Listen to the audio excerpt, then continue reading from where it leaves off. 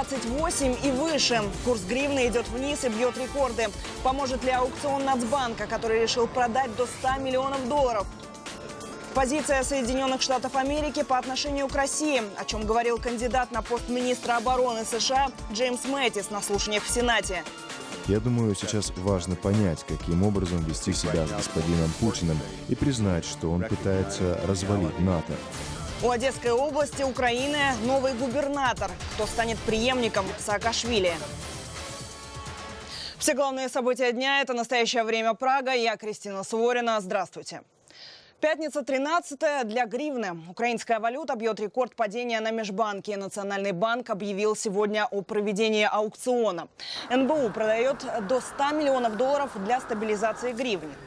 Средний взвешенный курс доллара на межбанке на 17 часов составил 27,6. В обменниках традиционно выше. За 1 доллар дают от 28 до 29 гривен. В Нацбанке ситуацию на рынке пояснили тем, что первые месяцы года наблюдается сезонный спад деловой активности.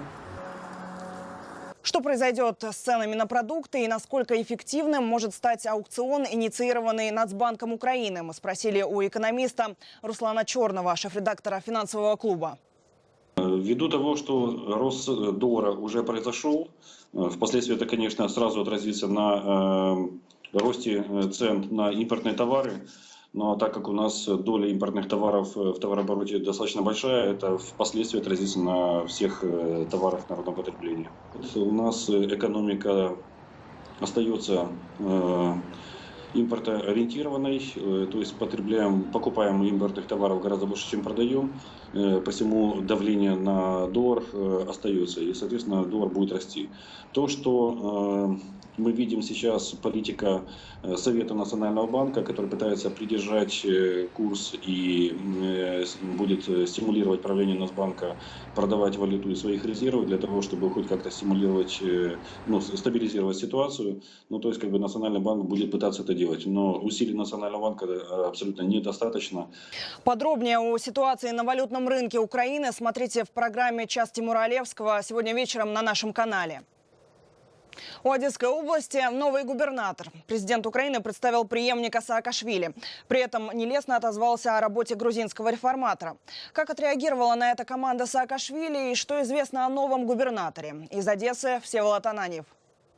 Президент Украины лично приехал в Одессу представлять нового главу обладминистрации. На смену Михаилу Саакашвили пришел Максим Степанов. Людина, яка має 2 вищі освіти. Человек, у которого 2 высших образования. Человек не новый в Одесской области. Есть опыт работы в качестве первого заместителя главы обладминистрации. Человек, который настроен тут работать, а не ездить по заграницам. Тут працювати, а не ездить по закордонах. Нелестно отозвался президент и о команде Саакашвили. Она работала неэффективно. Выделяемые на реформы средства освоить не смогла. 30% коштів. 30% средств, выделенных государством, с кровью оторванных от других регионов, от плательщиков налогов и направленных в Одессу. То тендер не организовали, то подрядчика не нашли. Саакашвили назвал выступление президента ложью. А в первый рабочий день нового губернатора закрылся Центр обслуживания граждан. Это была гордость Саакашвили. Сотрудников не пускают на работу. Делается все, чтобы показалось, что мы работаем плохо.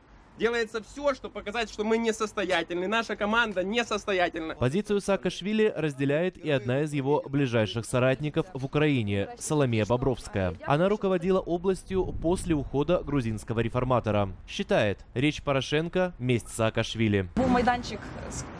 У него была площадка передать привет Михаилу, но для нас это было большое унижение.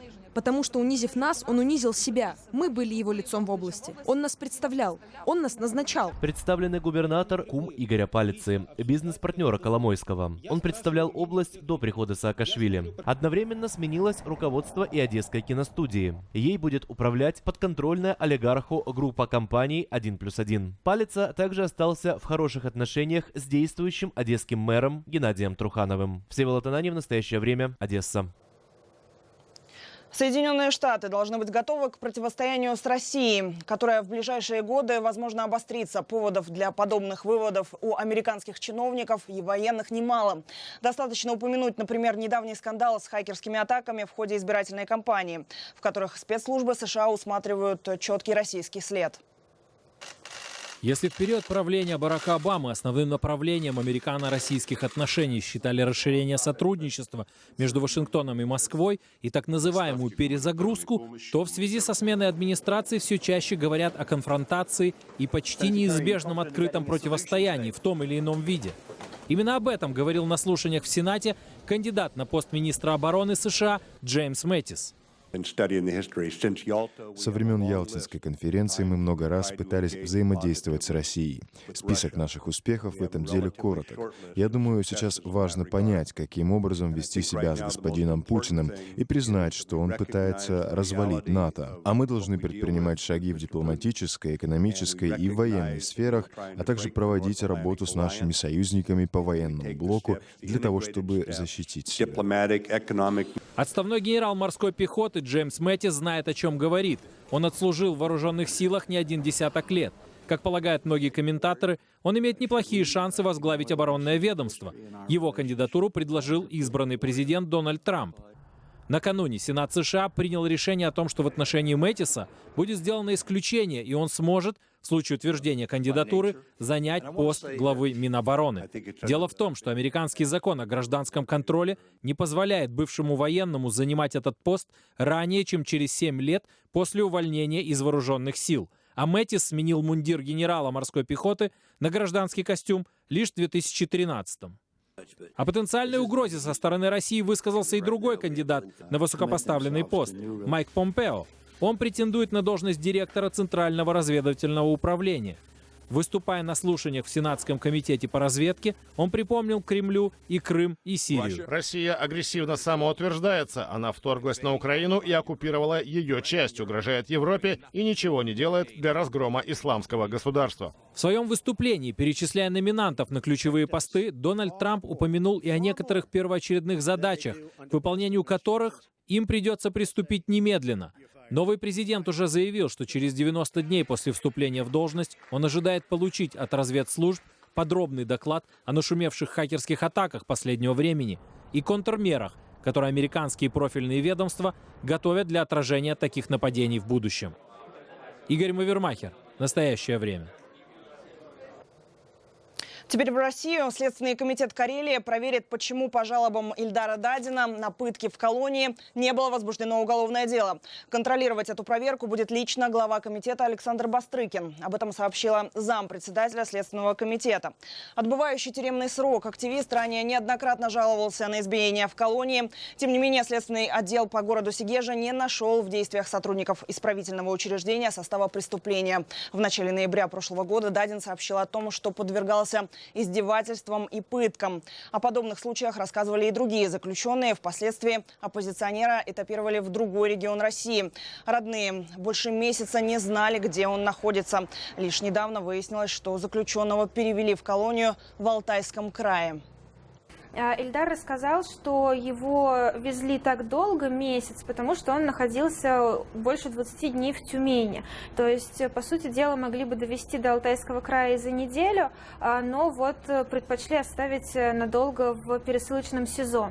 И сегодня адвокат Алексей Липцер, который посетил Ильдара, выяснил, что в Тюмени ему кололи какие-то витаминки, потому что у него нашли малокровие и как бы пролечивали вот все это время от малокровия. Но, со слов Ильдара, его встречали везде как вип-персону, больше не били, относятся хорошо, называют уважительно на «вы». И, в принципе, в таких условиях, как он сказал, сидеть можно. Но он очень переживает за тех людей, которые остались в Карелии, потому что боится, что их продолжают бить. Это «Настоящее время. Прага». Смотрите далее. Визит в Украину в последние дни на посту вице-президента США. Зачем Джо Байден едет в Киев? В Грузии раскол единого национального движения. Почему из партии, основанной Саакашвили, массово выходят? И тайное училище для трудных подростков в Свердловской области России. Как развивается дело против замдиректора, которого обвинили в избиении воспитанников.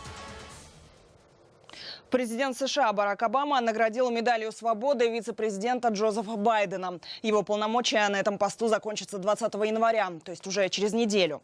На пресс-конференции в Белом доме Обама назвал Байдена лучшим вице-президентом в истории США.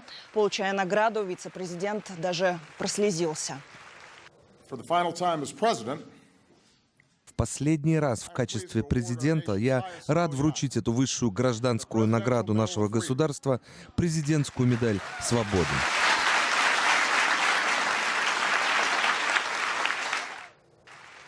Медаль свободы присуждается американским президентам и является одной из наивысших гражданских наград. Ее вручают за особый вклад в безопасность и защиту национальных интересов США. Байден вступил в должность одновременно с Бараком Обамой 20 января 2009 года. После ухода с должности он намерен продолжить политическую деятельность в рядах Демократической партии США. И в свои последние дни на посту вице-президента Байден планирует посетить Украину. Белый дом раскрыл подробности этого визита, продемонстрировать поддержку США независимости Украины, развития демократии, благосостояния и безопасности, говорится в сообщении, которое опубликовано на сайте посольства США в Украине. В Литве отмечают годовщину трагических событий января 1991 года. В Вильнюсе с раннего утра проходят акции памяти. В одной из них приняла участие президент страны Даля Грибаускайте, а также спикер Сейма Викторас Пранскетис. Накануне вечером тысячи людей собрались на церемонию открытия мемориала погибшим защитникам свободы, который построен в Вильнюсе. 6-метровый гранитный обелиск увенчан колоколом и установлен во дворе комплекса литовского радио и телевидения. Ранее на этом месте стояли деревянные кресты с именами погибших. Президент Грибаускайте сказала, что колокол мемориала – это послание всем поколениям граждан Литвы. Напоминание о том послании, которое ровно 26 лет назад передала в эфир Вильнюсская студия теле- и радиовещания. Колокол – это не просто символ, это предупреждение, сигнал тревоги, это память и поминовение. Костры памяти были также зажжены у здания Сейма и у Вильнюсской телевизионной башни, которая в январе 1991 года стала одним из центральных очагов противостояния гражданского населения и военнослужащих советской армии. Напомню, что в январе 1991 года руководство СССР предприняло попытку силой свергнуть законную власть Литвы и предотвратить создание независимого литовского государства. В ходе этих событий в Вильнюсе советские войска применили боевое оружие против мирных демонстрантов. В результате погибло 14 человек, несколько сотен тогда получили ранения.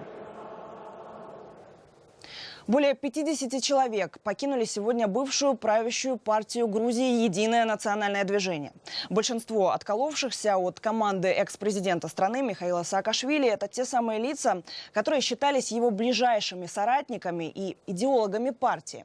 Они намерены продолжать политическую деятельность без него и не спешат отказываться от депутатских кресел, которые достались им еще в пору их пребывания в нацдвижении. Таким образом, партию Саакашвили в парламенте теперь будут представлять всего 5 депутатов. С подробностями из Тбилиси Звят Мчедлишвили. Из Единого национального движения в Европейскую Грузию. Актив бывшей правящей партии, созданной Михаилом Саакашвили, решил, что называется, не заморачиваться и влиться в ряды уже существующей, правда малоизвестной, команды.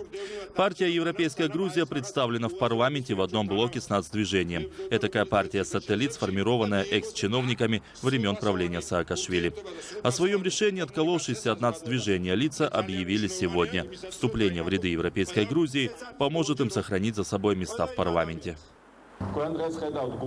Вы видите здесь людей, которые многие годы отстаивали интересы и идеалы нацдвижения. Те или иные разногласия в этой партии существовали всегда. Однако после парламентских выборов 2016 года они обострились и приняли фундаментальный характер. Речь идет о разногласиях по поводу стратегии и тактики партии, ее настоящего и будущего. Теперь мы начинаем новую борьбу и будем строить новое будущее. Бакрадзе пообещал, что Европейская Грузия и впредь останется союзником нацдвижения в борьбе с правящей грузинской мечтой и ее неформальным лидером, олигархом Бедзиной Иванишвили. При этом отколовшиеся от нацдвижения лица публично отмежевались от своего уже бывшего лидера и экс-президента Грузии Михаила Саакашвили. Главной проблемой для Грузии является Бедзина Иванишвили и его неформальное правление. Михаил Саакашвили же является проблемой самому себе. Когда лидер и и экс-президент начинает качать права перед рядовыми членами партии, то он теряет лидерские функции. Мне больно об этом говорить, но сегодня Михаил Саакашвили уже не тот Миша, который объединял людей и вселял в них надежду.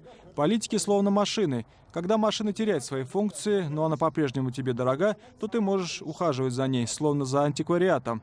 Но если антиквариат начинает тебя беспокоить, то такую машину пора сдавать на металлолом. Всего нас движение покинули до 60 человек. Однако те, кто остаются в партии, иначе говоря, на стороне Михаила Саакашвили, не видят в этом большой проблемы. Националы считают, что, избавившись от балласта, партия не пострадает. Эти люди изо всех сил пытаются изобразить, будто бы национальное движение расколото и больше не существует. Они привезли людей из регионов для массовки, всячески пытаются показать, что у них много сторонников. На самом деле это всего лишь группа людей, которые просто упустили из рук бразды правления в нас движении. Сейчас активисты партии готовятся к проведению съезда, на котором будет избран новый состав политсовета. Ожидается, что в мероприятии примут участие до 8000 человек со всей страны. Мы продолжаем борьбу. В партии остаются те, кто верен своим ценностям. Уход этих людей послужит лишь очередному обновлению партии. Разногласия в нас в движении, которые привели к партию к расколу, начались в конце прошлого года, когда функционеры, покинувшие сегодня команду, впервые попытались отмежеваться от Саакашвили. Осенью, после поражения нацдвижения на парламентских выборах, эти же люди отказались прислушиваться к рекомендациям экс-президента, призывавшего соратников не принимать участие во втором туре. При этом большая часть националов оставалась верна Саакашвили. Процессы ускорились, когда на днях из тюрьмы неожиданно был освобожден экс-мэр Тбилиси Геги Угулава. Он сразу же возглавил несогласное крыло, что дало его уже бывшим соратникам повод говорить о неких договоренностях с правящей силой. К тому же националы теперь лишились большинства из своих мест в парламенте. Они отошли к отколовшимся.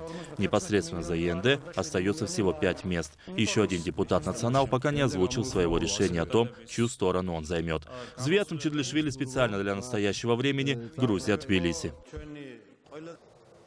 Теперь снова в Россию. Рефтинское училище в Свердловской области, пожалуй, самое скандальное учебное заведение. Его воспитанники, трудные подростки, регулярно бунтуют, избегают. А недавно в суд было направлено дело против заместителя директора училища, которого обвиняют в избиении воспитанников. Училище – режимный объект. Наш корреспондент Тимофей Абрахин провел собственное расследование, пообщался с выпускниками и бывшими преподавателями Рефтинского и попробовал разобраться, что же на самом деле происходит в этом училище. Разбитые стекла, разбитая черепица, разбитые жизни.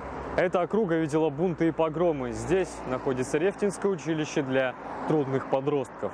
Это спецучилище Свердловской области, одно из нескольких десятков в России. В нем содержится до 200 подростков. Угон, кража. Наворотили делов, там на 4 с лишним миллиона разнеслись спецучилище, считай. Алексей попал в спецучилище по решению суда, провел в нем почти 3 года. За это время успел уйти в побег вместе с десятками других воспитанников. Как и большинство беглецов, Алексей не ушел далеко. Уже спустя несколько часов он возвратился за бетонный забор с колючей проволокой, окружающий образовательное учреждение. Наши педагоги окружают воспитанников добротой и заботой, создают условия для комфортного и уютного пребывания в училище. Поговорят сначала, а потом побьют. Как груша боксерская. Почки отбивали. Алексей был не против вернуться в Рефтинское, но он не знал, что чиновники будут покрывать друг друга, а издевательства станут лишь унизительнее. Бывает сексуальное насилие, бывает и такое. Куда смотрит губернатор, куда смотрит председатель правительства, куда смотрит Министерство образования Свердловской области. Успешность воспитательного процесса в спецучилищах во многом зависит от профессионализма педагогов. Режимная составляющая взяла верх над педагогической составляющей. Так не должно быть. Там, где дети, там всегда должен быть высший педагог. Сотрудники вспоминают, как складывались отношения с главой службы режима, в прошлом полицейским из районного центра. Я подкину наркоту, ты что хочешь. Ну, короче, вот такая вот фигня была. То есть он угрожал, что ли, вам и вашей семье? Бакшаев? Да. Бывший заместитель директора настаивает на своей невиновности. По словам Бакшаева, детей он любит, а насилия в училище нет и никогда не было. Однако десятки воспитанников заявили о насилии со стороны куратора режима и его коллег. К разговору об этом Сергей Геннадьевич оказался не готов. Директор училища от комментариев отказался, заявив, что ему не разрешили общаться с представителем нашей телекомпании. Омбудсмен полагает, что занимающиеся местами лишения свободы правозащитники могут быть связаны с криминальным бизнесом. Не секрет, что сегодня такой бизнес закручен на взрослых колониях.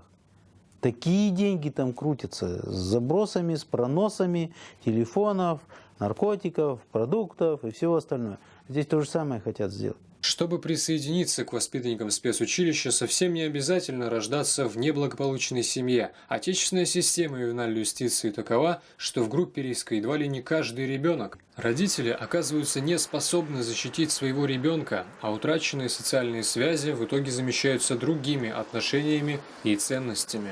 Тимофей Абрахин. Настоящее время. Полную версию этого сюжета смотрите в итоговой воскресной программе моей коллеги Шахиды Якуб на телеканале «Настоящее время». На север Японии пришли аномальные морозы и сильнейшие за последние годы снегопады. Жителям пришлось немало потрудиться, расчищая дорожки к своим домам и сбрасывая сугробы с крыш. Высота сугробов местами достигает 2 метров. Полиция предупреждает о заторах на дорогах. И прогнозы синоптиков неутешительны. Метели и морозы в ближайшие дни лишь усилятся. Резкое похолодание и снегопады ожидаются и в других районах Японии, включая столицу Токио.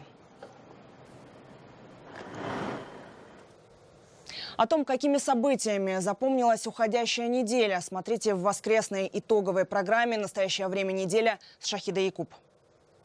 В это воскресенье смотрите в передаче «Настоящее время недели». Теракты на грузовиках. Как изменяется тактика так называемого ИГИЛа и почему, несмотря на борьбу спецслужб с терроризмом, ИГИЛ продолжает привлекать молодежь на свою сторону. Мы не хотим бесцельно бегать по Сирии и спасать людей. Я обычный человек, у меня нет специальных навыков. Пешком от Берлина до Алеппо. Гражданский марш за Алеппо – инициатива матери 2 детей из Берлина. Марширующие стремятся привлечь внимание европейцев к сирийской войне и призывают относиться к беженцам доброжелательно. Дональд Трамп, избранный президент США, дал первую пресс-конференцию, на которой оскорбил журналистов сразу в нескольких каналах и выразил надежду, что российские хакеры больше не будут вмешиваться в американские выборы. Post-truth или постправда – новое слово в Оксфордском словаре. Искажение и манипуляция фактами формирует общественное мнение в современном мире. Говорят сначала, а потом побьют. Как груша боксер. Рефтинское спецучилище для подростков в Свердловской области. Почему власти долгое время закрывали глаза на избиение воспитанников? Обо всем этом вы узнаете в передаче «Настоящее время недели» в это воскресенье. На этом пока все. Наши выпуски можно найти в YouTube и на сайте currenttime.tv. Спасибо, что смотрите нас. Это «Настоящее время». Кристина Суворина. Хороших выходных и до встречи.